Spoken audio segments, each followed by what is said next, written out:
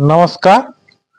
76तम दिवस गणतंत्र देशर शासक शासन शासित आज देख अंतर सपन लागई आमकु आज गांधीवाद निज देश लोक करती निज सांगरे बाद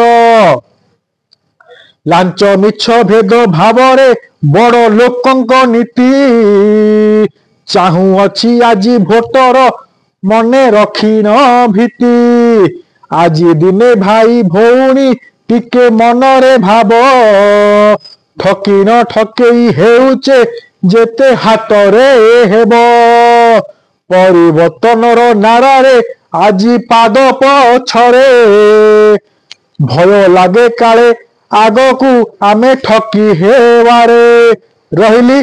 भारत माता की जय। जय हिंद।